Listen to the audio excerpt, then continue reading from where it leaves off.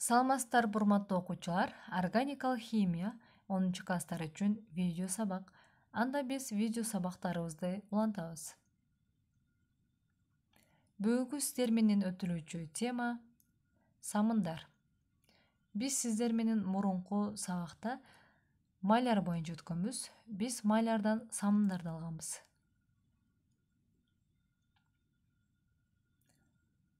Эми биз самындар боюнча темабызды баштайлы. Алгач самындын тарыхына кайрыла кетсек.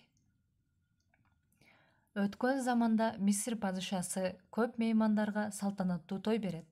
Ашканада иштеген бир кызматкер байкоосуздан жаңы сызгырылган койдун майын очок астындагы күлгө төгүп алат. Падышанын жазалоосунан үрөйү учкан ашпозчу төгүлгөн майды дароо күлгө аралаштырып бир нече кыш жасап коет. Андан соң колун жууганда анын ушунчалык таза жуулганына өзү да таң калат.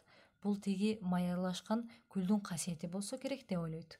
Кийин колу кирдеген сайын ошол кыш менен жууп көрөт да, ырас эле май аралашкан күлдүн тазартуучу касиети бар экендигине ынанат. Өзү менен чогуу иштегендерге да тиги кыштан пайдалануу үчүн белекке берет.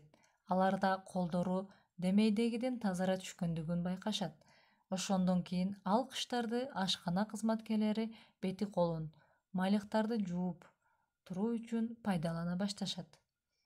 Падыша очок башында иштеген кызматкерлеринин өңү башы өзүнүкүнөн да таза экендигин көрүп таң калат да, сүрүштүрүп жүрүп бул сырдын түйүнүн чечет. Кызматкерге мындай нерседен өзүнө да жасап берүүнү буйрат. Кызматкер падыша пайдаланууга ыңгайлуураак болсун деп койдун майы менен күлдү абдан аралаштырып, чакан-чакан кыш калыбына келтирип, шамалга кургатат. Анан падышага муну пайдаланаар алдында сууга чылап туруңуз деп кеңеш айтат. Ошондон көп узабай мындай кыштар Мисирден Римге, Францияга, Англияга жана башка өлкөлөргө тарайт.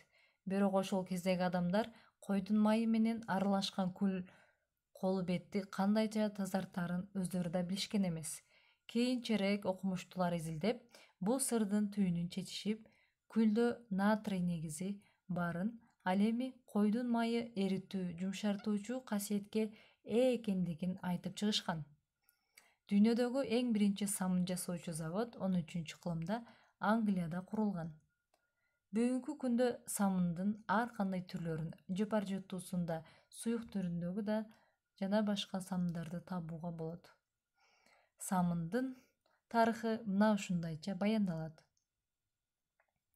Самынды алуу үчүн майларды колдонушкан, бирок азыркы убакта көбүнчө кир кетирүүчү каражаттарды өндүрүүгө негизинен нефтини кайра иштетүүнүн продуктуларын колдонулат. Синтетикалык кир кетирүүчү заттар өтө туруктуу болушат да, оңойлук менен бузулбайт. Ошондуктан алар айлана чөйрөгө зыяндуу таасир этиши мүмкүн. Өнөр жайлардан агып чыккан сууларды синтетикалык кир кетирүүчү заттардан тазалоо үчүн аларды узак убакыт биологиялык жана химиялык ажыратууга туура келет.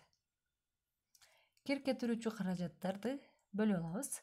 Катуу самын, суюк самын, ошондой эле синтетикалык кир кетирүүчү каражаттар. Катуу самын жогорку карбон кислоталарынын натрий туздары С17H35SO натрий. Катуу самынын алынышы. Формулаларын жазып алабыз. Касиеттери. Катуу самын майларды анча-мынча ажыратат жана аларга жабышкан кирди кетирет. Карбон кислоталары суу менен кошулуп көбүрөт. Ал көбүктөр кирдин бөлүкчөлөрүн өзүнө тартып алат. Эгерде суу шор болсо, анда самын көбүрбөйт, анткени эрибей турган туздар пайда болот. Күчтүү негиздер менен күчсүз кислоталардан пайда болгон карбон кислоталарынын натрий туздары гидролизденет. Суюк самын жогорку карбон кислоталарынын калий туздары С17H35SO калий. Суюк самын алынышы реакцияны тетрадьыбызга жазып алабыз. Касиеттери: натрий туздарына салыштырганда калий туздары сууда жакшы эришет, ошондуктан бир кыйла күчтүү кир кетиргич таасирге ээ.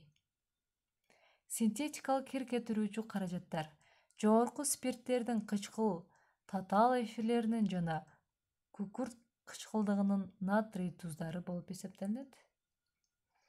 Синтетикалык кир кетирүүчү каражаттардын алынышын жазып алабыз. Касиеттери: синтетикалык кир кетирүүчү каражаттардын артыкчылыгы кальций туздарынын суудагы эригиштигинде болот. Ошондуктан кадимки самындан айырмасы алар шор сууда да кир кетиргич касиетин жоготпойт. Мына ушуну менен сиздер менен сабагыбыз аяктады.